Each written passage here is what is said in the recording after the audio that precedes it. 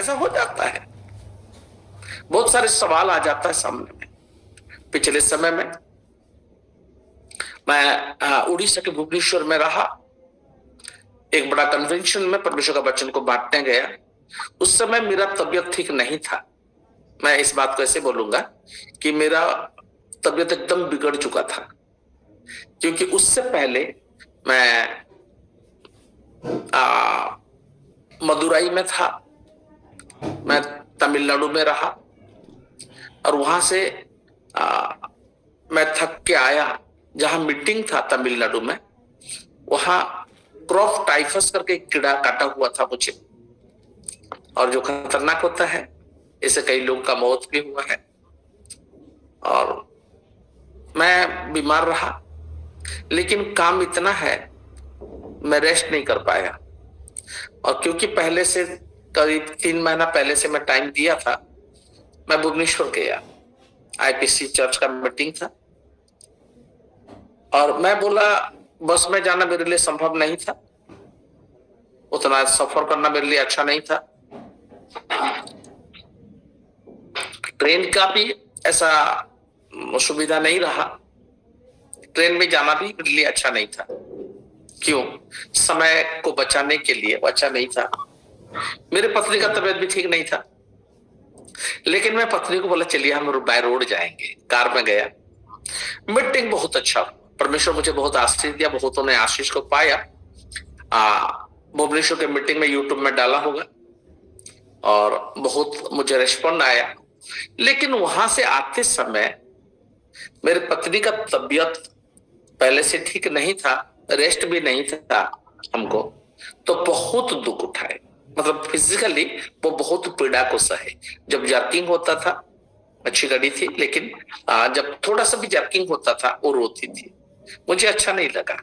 और उस दरमियान परमेश्वर मुझसे बातें किया, वचन से बातें किया। तो कई बार परमेश्वर हमें घुमा के ले जाता है, सीधे सीधे नहीं। जवाब तुरंत नहीं मिलता है, मांगते हैं, चाहते हैं। इंसान का स्वभाव है, जल्दबाजी को चाहता है, लेकिन जल्द मिलता नहीं है। हम बहुत कोशिश करते हैं, लेकिन होता नहीं है। क्यों? इसका जवाब परमेश्वर के वचन में से मुझे हिंदी की बाइबल पढ़ने में, वचन पढ़ने में थोड़ा सा मदद कर देंगे, क्योंकि आप जल्दी पढ़ेंगे, समय में हमको अंत करना है।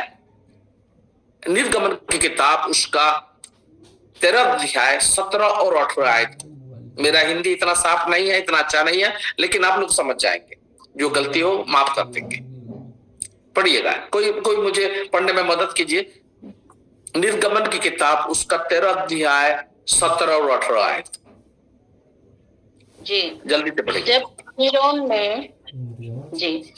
फिरौन ने लोगों को जाने की आज्ञा दे दी, तब यद्यपि फिलिस्तियों के देश में फिरौन इस्राएली लोगों को जाने की आज्ञा दे दी। उड़िया में अच्छा लिखा है, फिरौन ने छोड़ दिया, जाने के लिए छोड़ दिया। ये वहां छोड़ दिया। ये इस्राएली लोग 400 वर्ष तक वहां बंधुआई में रहे, गुलामी में रहे, और 430 साल के बाद वो लोग निकले। 430 साल। ये क्यों?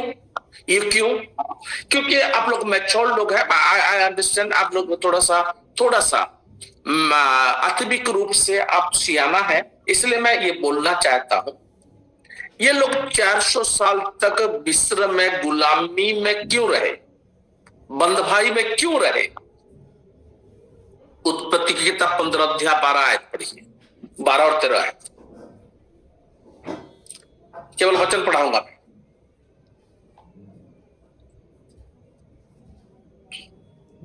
मेरी बात सुनाई दे रहा है? आप पढ़िएगा। जी। जब सूर्य अस्त होने लगा, तब अब्राहम को भारी नींद आई, और देखो, अत्यंत भय और अंधकार ने उसे छा लिया। तब यहोवा ने अब्राहम से कहा, यह निश्चय जान कि तेरे वंश पराये देश में परदेशी होकर रहेंगे, और उसके देश के लोगों के दास हो जाएंगे, और वे उनको 400 वर्ष दुख देंगे। 400 वर्ष ये लोग दुख देंगे, और ये लोग क्या करेंगे? 400 वर्ष तक गुलामी का काम करेंगे, दुख के साथ। क्यों? क्यों? परमेश्वर इब्राहिम को बुलाया, 12 अध्याय में उत्पत्ति की किताब लिखा है, परमेश्वर इब्राहिम को बोला तो अपने देश, अपने घर और अपनी कुटुंब को छोड़ दे और जहां मैं कहूंगा वहां तू चला जा। और इब्राहिम परमेश्वर को, वो अदृश्य परमेश्वर को विश्वास करता है, छोड़ के आ जाता है और विश्वास का जिंदगी जीता है। उस देश में चला गया जिस देश को देखा नहीं था, पहले कभी सुना नहीं था, लेकिन उस देश में वो चला गया अपनी पत्नी को लेके और अपनी भतीजा लूत को लेके। अब जाने के बाद वो विश्वास किया। बाइबल में लिखा परमेश्वर इब्राहिम को अपना मित्र कहलाया, क्योंकि अब इब्राहिम ने परमेश्वर को विश्वास किया।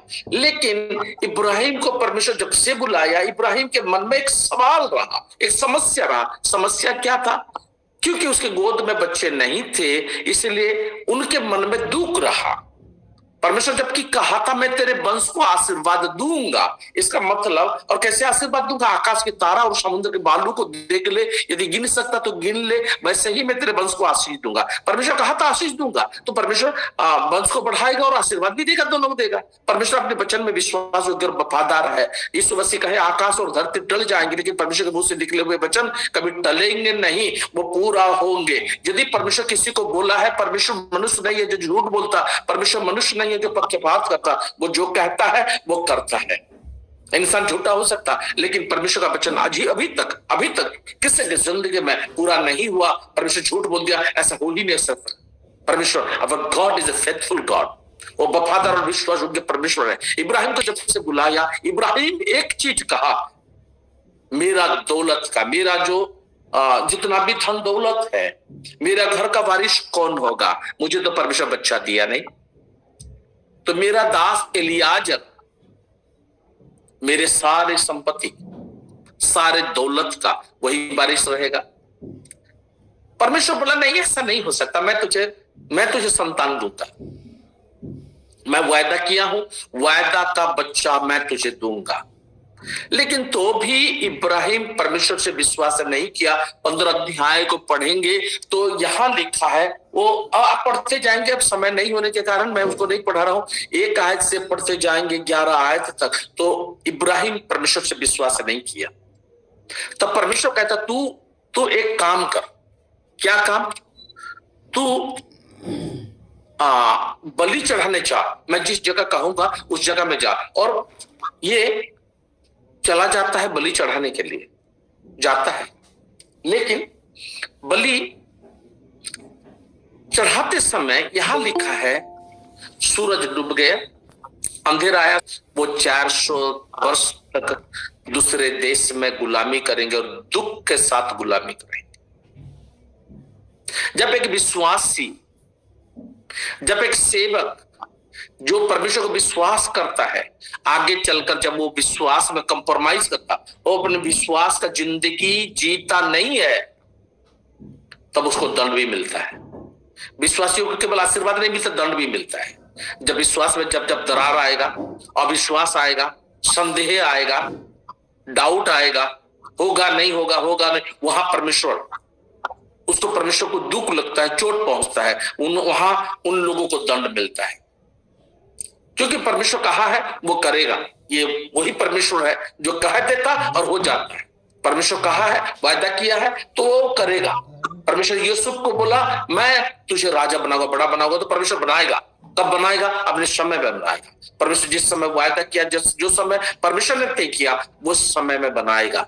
उस समय संदेह नहीं करना है। विश्वासी और विश्वासी का जिंदगी नहीं जीना। बाइबल में लिखा है मेरे धर्मी जन विश्वास से जीता है। जो विश्वास में जीने वाला, विश्वास में चलने वाला, विश्वास में रहने वाला, जब अविश्वास करता उनकी जिंदगी में, जहां जहां उसके विश्वास में दरार आता है, कमजोरी आती है, वहां उनको दंड मिलता है। अली साहब को पढ़ेंगे, वहां क्या लिखा है? वहां क्या लिखा है? पढ़ देंगे, पढ़ देंगे 12:40। जी सर। जल्दी से। मिस्र में बसे हुए इस्राएलियों को 430 वर्ष बीत गए थे। कितना वर्ष? 430 वर्ष। परमेश्वर क्या बोला था? 15 अध्याय में क्या बोला? 400 वर्ष। परमेश्वर बोला 400 वर्ष। अब हुआ कितना? 430 वर्ष। परमेश्वर झूठ बोला क्या? 30 साल क्यों हो गया? इसका कारण ये है, ये लोग तैयार नहीं हो पाए। परमेश्वर समय में जो बोलता है वो अपने वचन को पूरा करता है। समय पूरा होने से परमेश्वर अपने वायदों को पूरा करता है। लेकिन 30 साल ज्यादा क्यों हो गया? ये लोग निकलने में देर की, ये लोग निकले नहीं, ये लोग तैयार नहीं हो पाए। क्यों? परमेश्वर मूसा को भेजा, हारून को भेजा, और ये लोग उनको छुड़ाने गए। क्यों? इनका रोना परमेश्वर देख लिया, उनका आंसू को परमेश्वर देख लिया, उनका क्लेश और दुख को परमेश्वर देख लिया। यदि निर्गमन की किताब 1 अध्याय को पढ़ेंगे, 2 अध्याय को पढ़ेंगे, लिखा है कि वहां परमेश्वर उनके आंसू को, दुख को देख लिया। तब परमेश्वर अपने वायदों को याद करता है। जो इब्राहिम के साथ वाचा बांधा था, इसहाक के साथ वाचा बांधा था, याकूब के साथ वाचा बांधा था, उस वाचा को याद करते हुए उसने मूसा और हारून को भेजा इन लोगों को छुड़ाने के लिए। लेकिन दुख की बात यह है, समस्या यहां पर यह है कि ये लोग आजाद होना चाहे नहीं, मुक्त होना चाहे नहीं। कई बार हम लोग भी वही होता है, हम प्रार्थना करते, परमेश्वर जब हमारे छुटकारा भेजता है, उद्धार भेजता है, हम उसको स्वीकार नहीं करते, हम उसको मानना नहीं चाहते, हम उसको करना नहीं चाहते। इन लोगों का वही प्रॉब्लम हुआ। देखिए, इस्राएली लोगों के लिए उद्धार कथा परमेश्वर भेजेगा ऐसा कहा था, और समय पूरा होने से यीशु मसीह को भेजा। लेकिन यीशु मसीह आने के बाद यीशु मसीह को यहूदी लोग ग्रहण नहीं किए, विश्वास नहीं किए, आज भी विश्वास नहीं कर रहे। कई बार हम लोग प्रार्थना करते, दुआ करते, प्रभु से मांगते, गिड़गिड़ाते, उपवास करते, और परमेश्वर हमारी प्रार्थना को सुनता है। बाइबल में लिखा है, हे परमेश्वर तू प्रार्थना को सुनने वाला, इसलिए हर कोई तुझसे प्रार्थना करता है। जो कोई भी प्रार्थना करता, परमेश्वर प्रार्थना को सुनता है। जिसका कान है वो सुनता है। प्रभु का धन्यवाद हो। लेकिन जब छुटकारा के लिए, उद्धार के लिए, मुक्ति के लिए, आजादी के लिए परमेश्वर भेजता है, उपाय करता, उसको स्वीकार नहीं करते लोग, उसको हम ग्रहण नहीं करते, मैं ग्रहण नहीं करता, आप ग्रहण नहीं करते। ये प्रॉब्लम है, ये समस्या है हम लोगों के लिए। जब देखिए, ये 400 वर्ष परमेश्वर कहा था, तो 400 वर्ष में, ठीक 400 वर्ष में परमेश्वर मूसा और हारून को भेजा। लेकिन इस्राएल लोग क्या बोले? तुम राजा को जाके क्यों बोला? हम तो ठीक है, मिस्र में हम ठीक है बोलते हैं, वहां जाते होना नहीं चाहते। आज छत्तीसगढ़ में जितना सताव है, उसके पीछे रीजन क्या है मालूम है? जहां जहां भी सताव और विरोध है, और विरोध नहीं होगा ऐसा नहीं कह रहा हूं मैं, बाइबल में कहीं नहीं लिखा कि मसीह लोग के ऊपर सताव नहीं होगा, विरोध नहीं आएगा, ऐसा नहीं है। लेकिन कई जगह में ऐसा होता है, लोग मुकर जाते, लोग पीछे हट जाते हैं। बीमारी में है, परेशानी में है, दुख में है, तकलीफ में है, बंधन में है, बहुत सारे समस्याओं में जकड़े हुए हैं, और उससे आजाद होना लोग चाहते हैं। शैतान लोगों को जकड़ के रखा है। आज दुनिया में एक भी व्यक्ति नहीं है जिसके पास समस्या नहीं है, लेकिन उस समस्या से लोगों को परमेश्वर जब आजाद करना चाहता है, तब लोग यीशु मसीह को विश्वास देकर विश्वास का जीवन जीना चाहते हैं, बोलते हैं, पादरी को बुलाते हैं। जब प्रार्थना होती है, जब आराधना होती है, उस समय वो लोग मुकर जाते हैं, दबाव में आ जाते हैं। क्या बोलते? नहीं, हम तो नहीं मानते, हम नहीं, विश्वास नहीं करते। ये जबरदस्ती मुझे ना भड़का रहा था, बहका रहा था, लालच दे रहा था, लोग दे रहा था। कौन दिया? इस्राएली लोगों का ये प्रॉब्लम हुआ। लेकिन खैर, प्रभु का धन्यवाद हो, हम विषय में जाएंगे। इन लोगों को परमेश्वर आजाद कर दिया। जब फिरौन ने छोड़ दिया, आगे पढ़िए 13 अध्याय 17 आयत से। जब फिरौन ने छोड़ दिया इसराइलियों को, फिरौन बांध के नहीं रख सकता, शैतान आपको और मुझे अपनी कब्जे में नहीं रख सकता। जब प्रभु छुड़ाएगा, बाइबल में लिखा, तुम सत्य को जानोगे और सत्य तुम्हें आजाद कर देगा। जो कोई भी आज तक यीशु मसीह की सच्चाई को जाना, वो कहीं भी हो, कितना भी बड़ा बंधन में हो, वो बंधन टूट जाती है। हालेलुया। यस, पढ़िए उस वचन। जब फिरौन ने लोगों को जाने की आज्ञा दे दी, तब यद्यपि फलिश्तियों के देश में होकर जो मार्ग जाता है वह छोटा था। वो कितना था? छोटा था, वो छोटा था। तो भी परमेश्वर यह सोचकर उनको उस मार्ग से नहीं ले गया। उस मार्ग से परमेश्वर नहीं ले गया। मार्ग छोटा था, समय छोटा था, कम था, दूरी कम था, लेकिन परमेश्वर उस मार्ग में उन लोगों को नहीं ले गया। कई बार मार्ग छोटा होने से भी हमें छोटा मार्ग में हमें ले जाता नहीं, परमेश्वर नहीं ले जाता है। सवाल आता है क्यों? सवाल आता है क्यों? प्रभु हमें कम समय में, देखिए एक व्यक्ति यदि मिस्र से निकलेगा और कनान की ओर पैदल ऐसे नॉर्मली चलते जाएगा, 7 दिन में पहुंच जाएगा। और यदि भेड़ बकरी बच्चों को लेके चलेगा, धीरे धीरे चलेगा, तो 11 दिन में पहुंचेगा। लेकिन इस्राएली लोगों को परमेश्वर मिस्र की बंदवाई से छुड़ाया और दूध और मधु बहती हुई देश में ले गया। वो 40 साल तक इन लोगों को प्रांतों में परमेश्वर ले गए। आप किस रास्ता में जा रहे हैं? आपका मार्ग क्या है? कितना दूरी है, कितना छोटा है, कितना कम दूरी, कितना ज्यादा दूरी, वो माने नहीं रखता। लेकिन माने वो रखता है आप जिस रास्ता से जा रहे हैं उस रास्ता में प्रभु आपके साथ है या नहीं। परमेश्वर इस्राएल लोगों को कहा था, दिन में बादल का छाया और रात में अग्नि का ज्वाला बनते हुए इन लोगों को मार्ग दिखलाएगा। और अपने वायदों के अनुसार परमेश्वर उन लोगों के साथ साथ चलता रहा, उन लोगों के साथ साथ चलता रहा। बाइबिल बताती है परमेश्वर उनको कभी नहीं छोड़ा। 21-22 आयत को यदि पढ़ेंगे, लिखा है, और यहोवा ने उन्हें दिन को मार्ग दिखाने के लिए मेघ के खंबे में और रात में उजियाला देने के लिए आग के खंबे में होकर उनके आगे आगे चलता रहा, उनके आगे चला करता था, जिससे वे रात और दिन दोनों में चल सके। कैसे चले? रात में भी चल सकता। जिंदगी का सफर में, आत्मिक यात्रा में, केवल दिन में नहीं, केवल रात में नहीं, रात में भी चल सकता, दिन में भी चल सकता है। क्या हमारा यात्रा जब तक हम पहुंचेंगे नहीं उस कनान देश में, उस स्वर्ग में, जहां तक नहीं, वो जब तक नहीं पहुंचेंगे, तब तक हमको दिन और रात चलना होगा। लेकिन रास्ता दूरी हो या कम हो, हम जिस रास्ता से जा रहे हैं उस रास्ता में प्रभु हमारे साथ है या नहीं। मान लीजिए आप सफलता को अब देख रहे हैं, आप सब चीज में आप उन्नति को देखा है, चैन में है, खुशी में है, प्रॉस्पेरिटी है, डेवलपमेंट है, सब कुछ है। लेकिन यदि प्रभु नहीं है, क्या है?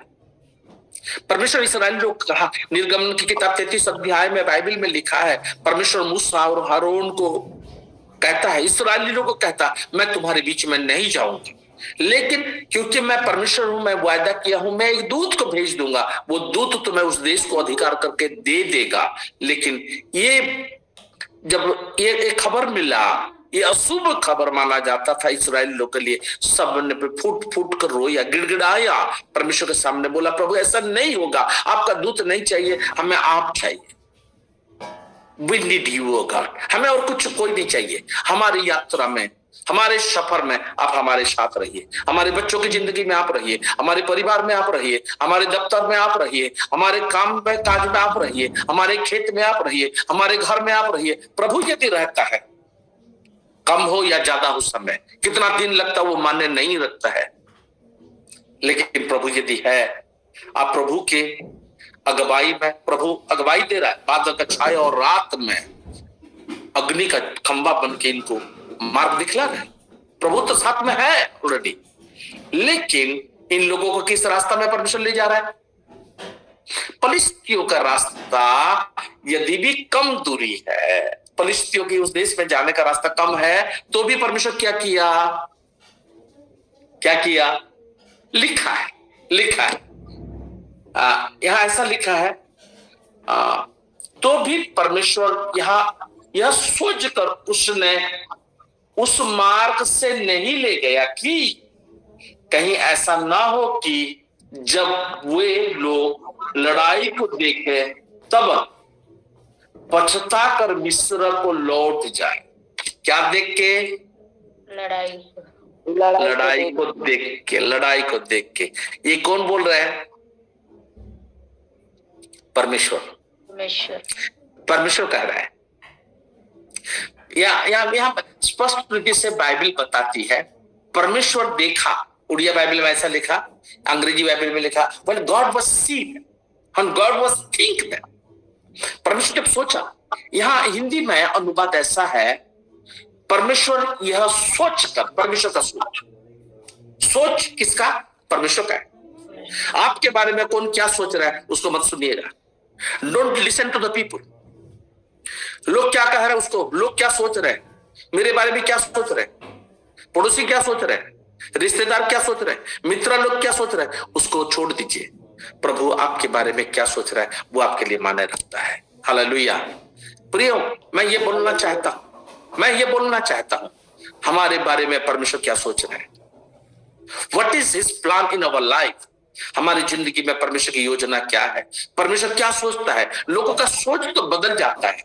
ये यही लोग थे जिन्होंने यीशु मसीह को होशन्ना होशन्ना करके यरूशलेम में ले आए। दूसरे लोग नहीं थे। 7 दिन के बाद, आफ्टर 7 डेज, 7 दिन के बाद यही लोग चिल्लाया और क्या बोला, हमें यीशु मसीह नहीं चाहिए, हमें बरअब्बा चाहिए, जो हत्यारा था, जो चोर था, जो डाकू था। लोग उसको मांग किए। तो लोग आपके बारे में क्या सोच रहे हैं, आपके बच्चों के बारे में क्या सोच रहे हैं, आपके खाने पीने के बारे में क्या सोच रहे हैं, आपके रहन सहन के बारे में क्या सोच रहे हैं, आपके घर के बारे में क्या सोच, उसको आप अनसुनी कीजिए। Don't listen to the people, listen your God. वो आपके बारे में क्या कह रहा है, आपके बारे में क्या सोच रहा है। परमेश्वर हारून को और मरियम को धमकाते हुए कहता है, मेरा दास मूसा ऐसा नहीं है। यीशु मसीह के बारे में परमेश्वर पिता क्या सोचता है, दाऊद के बारे में लोग क्या क्या कहते हैं, लेकिन परमेश्वर कहता वो मेरे मन को जानने वाला व्यक्ति है। परमेश्वर सोचा, यहां लिखा है परमेश्वर सोचा। और क्या सोचा, ये लोग लड़ाई को देखने से ये लोग 430 साल तक बंदवाई में रहे, लड़ाई लड़े नहीं थे। ये लोग कभी किसी को मारा नहीं, कभी किसी को पीटा नहीं, किसी के साथ लड़ाई किया नहीं, लेकिन इनके ऊपर अत्याचार किया गया। दुख इन्होंने देखा, समस्या को इन्होंने देखा, किसी के साथ लड़ना इनको आता नहीं है, लड़ाई करना आता नहीं है, और लड़ाई को देखने से लोग क्या करेगा, पीछे वापस चला जाएगा। परमेश्वर सोच रहा है वापस चला जाएगा। इसलिए इनको दूसरा तराई में से, लंबी रास्ता में से परमेश्वर इन लोगों को ले जा रहा है। हालेलुया। हो सकता है आज के दिन में छत्तीसगढ़ कहे, उड़ीसा कहे, पूरे देश में कहे, यूपी कहे, दिल्ली कहे, हरियाणा कहे, कहीं भी कहे, जहां लोग सताप को देख रहे हैं, बहुत लोग वापस चला जाता है, यीशु मसीह को इनकार करके भाग जाता है, और पाजे से चुमा दे के चले जाते हैं। ऐसा मत करिएगा। प्रभु यदि आपके साथ है, प्रभु को बोलिए, प्रभु अब जिस मार्ग में, जिस रास्ता में आप मुझे ले जाएंगे, I am ready to work with you. मैं आपके साथ चलने के लिए सम्मत हूं, मैं चाहता हूं, मैं चाहती हूं। मेरे अजीजों, प्रभु के भक्त लोग, मैं आपको ये कहना चाहूंगा, आपकी जिंदगी में जब आपने यीशु मसीह के मार्ग में चलना चाहा, जब से यीशु मसीह को विश्वास किया, इतना दूर तक चलते हुए आया, और यीशु ने जब से आपको अपना परिचय दिया, आपने उसका हाथ को कई बार छोड़ दिया, लेकिन प्रभु ने आपका हाथ को कभी नहीं छोड़ा। प्रभु आज तक किसी को नहीं छोड़ा। ये लोग को परमेश्वर दूसरे रास्ते में घुमा के ले गया। अब सवाल ये है, परमेश्वर क्यों इस रास्ता में ले जाता है? पहला चीज है, ये लोग लड़ाई देखने से पीछे हट जाएंगे। कहीं ऐसा तो नहीं है कि लोग विरोधता को देख के, लड़ाई को देख के, लोगों की बातों को सुन के, लोगों के विचार को सुन के, जातपात की बात को सुन के, कमाई की बात को सुन के, जीने का बात को सुन के वापस तो नहीं हो गया, मिस्र में वापस तो चला नहीं गया। जिस जहां बंधुआई में बंधे हुए थे 430 साल के गुलामी में, वहां फिर वापस तो गया नहीं। कारण क्या है? परमेश्वर 40 साल तक इन लोगों को प्रांतों में घुमाया। पहला कारण, परमेश्वर सोचा ये लोग लड़ाई देखने से वापस मिस्र में चले जाएंगे। दूसरा कारण, व्यवस्था विवरण की किताब उसका 8 अध्याय 1 आयत से पढ़िए, 2 आयत में लिखा है। जल्दी से पढ़ लेंगे, मेरे समय हो रहा है। मैं बहुत सारी चीज, जब परमेश्वर समय देगा कभी मैं बोलूंगा, इसको आगे बोलूंगा। यार पढ़िए द बुक ऑफ डिटरनमी, उसका 8 अध्याय 2 आयत में लिखा, 1 आयत पढ़िएगा, एक आयत से पढ़ते जाइए। तब उस आज्ञा के अनुसार जो यहोवा ने मुझको दी थी, हमने घूमकर कूच किया और लाल समुद्र के मार्ग नो, व्यवस्था विवरण की किताब, उसका द बुक ऑफ डिटरनमी 8 अध्याय 1 आयत जो है, जो आज्ञा मैं आज तुझे सुनाता हूँ, उन सबों पर चलने की चौकसी करना, इसलिए कि तुम जीवित रहो। चौकसी करना। देखिए, इस्राएली लोगों को परमेश्वर मिस्र से निकाला और कनान की ओर ले जाता है। रास्ते में परमेश्वर इस्राएली लोगों से बातें करता और ये बोलता है, क्या बोलता? जो जो आज्ञा मैं तुम्हें सुनाता हूँ, आज्ञा सुनाता। परमेश्वर की आज्ञाओं को पहले सुनना चाहिए, पहले सुनना। बहुत लोग हैं सुनते नहीं है। बुद्धिमान कौन है? पहाड़ी उपदेश में यीशु मसीह उपदेश देते हुए कहा, उसका 7 अध्याय 24 आयत से नीचे पढ़ेंगे, वहां लिखा है, वो बुद्धिमान है जो परमेश्वर की आज्ञा को सुनता और मानता है। वो चट्टान के ऊपर अपनी घर बनाता है, अपनी घर की नींव को डाला है। यहां लिखा, जो आज्ञा मैं आज तुझे सुनाता हूं, उन सबों पर चलने की चौकसी करना। क्या करना? आज्ञा को सुनकर छोड़ देना नहीं। मैं इसलिए आप लोगों को नहीं बोल रहा हूं कि ये वचन को सुने। आज तक आपने परमेश्वर के वचन को जितना भी सुने हैं, जिन परमेश्वर के दासों से सुने हैं, जिन विश्वासियों के द्वारा सुने हैं, ये खान की खुजली नहीं है कि उसको मधुर और मीठा बात को केवल सुनने के लिए, लेकिन सुनने के बाद चौकसी से उसको पूरा करना है, उस मार्ग में चलना है। परमेश्वर चाहे कुछ भी बोला, वो भी परमेश्वर जो बोलता है उसको मानना है, उसको करना है, वो आशीष पाता है। हाँ, चौकसी से सुनेगा, करना चाहेगा, इसलिए कि तुम जीवित रहो। 4 बात यहां 1 आयत में लिखा है, जीवित रहो और बढ़ते रहो। तीसरा, जिस देश के विषय में मैं यहोवा ने तुम्हारे पूर्वजों से शपथ खाई है, उसमें जाकर उसके अधिकारी हो जाओ, उसमें प्रवेश करो और उस देश को अधिकार कर लो। ये पहला आयत में लिखा। दूसरा आयत में पढ़िए, दूसरा आयत। और स्मरण रख कि तेरा परमेश्वर यहोवा उन 40 वर्षों में तुझे सारे जंगल के मार्ग में से इसलिए ले आया है, इसलिए ले आया। परमेश्वर आपको 40 साल तक इस मार्ग में क्यों ले आया? आपका प्रार्थना का उत्तर जल्दी नहीं मिला, आपने बहुत गिड़गिड़ाया, प्रभु से कोई जवाब नहीं मिला। कारण क्या है? 40 साल तक परमेश्वर इसलिए ले आया। पहला चीज मैं बताया, 40 साल तक परमेश्वर दूर रास्ता में घुमाया, इसलिए ताकि ये लोग लड़ाई देखने से वापस आ जाएंगे। परमेश्वर सोचा, और परमेश्वर का सोच गलत नहीं होता, झूठ नहीं होता। आपका और मेरा सोच गलत हो सकता है। परमेश्वर कई बार आपको दूसरा रास्ता में ले जाता, उस रास्ता में जाइए। लोग जो दिखाते उस रास्ते में मत जाइए, लेकिन परमेश्वर जिस रास्ता में आपके साथ चल रहा है उस रास्ता में जाइए। यहां लिखा है, परमेश्वर उन लोगों को इसलिए 40 साल तक घुमाया। कारण क्या था? आगे पढ़िए, पढ़ दीजिए बहन आगे। यहोवा उन 40 वर्षों में तुझे सारे जंगल के मार्ग में से इसलिए ले आया है कि वह तुझे नम्र बनाए और तेरी वो तुझे बस 4 कारण होता है, वो तुझे नम्र बनाए। नम्र लोगों के लिए परमेश्वर प्रभु यीशु मसीह आशीष दिया, बोला नम्र लोग धन्य और पृथ्वी के अधिकारी बन जाएंगे। नम्र लोग, नम्र बनाने के लिए कई बार हम नम्र बनते नहीं। आगे दूसरा चीज, नम्र बनाए और तेरी परीक्षा करके या जान ले, क्या करके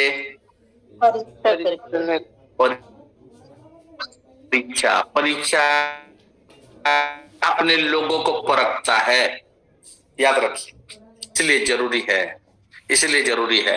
परीक्षा नहीं देने से पदोन्नति मिलता नहीं, डिग्री डिप्लोमा नहीं मिलता, और दूसरे क्लास में प्रमोशन नहीं मिलता है। दूसरे क्लास में जाने का कोई रास्ता नहीं है, एक ही रास्ता है, डिग्री डिप्लोमा मिलेगा और पदोन्नति होगा, दूसरी जगह आपको उन्नति होगा, दूसरे क्लास में जाएंगे, उसका रास्ता परीक्षा ही है। परमेश्वर इस्राएली लोगों को परखा। कई बार मेरा और आपका जिंदगी परखा जाता है, हमारी विश्वास परखी जाती है, हमारा स्वभाव परखे जाते हैं, हमारा चाल चलन परखे जाते हैं, हमारा मसीही जीवन परखे जाते हैं। और क्यों परखता है? क्यों परखता है? केवल एक वचन मैं आपसे पढ़ा के यहां बंद कर दूंगा, आप पढ़ लेंगे। भजन संहिता 66 अध्याय 10, 11 और 12 आयत को पढ़ लेंगे।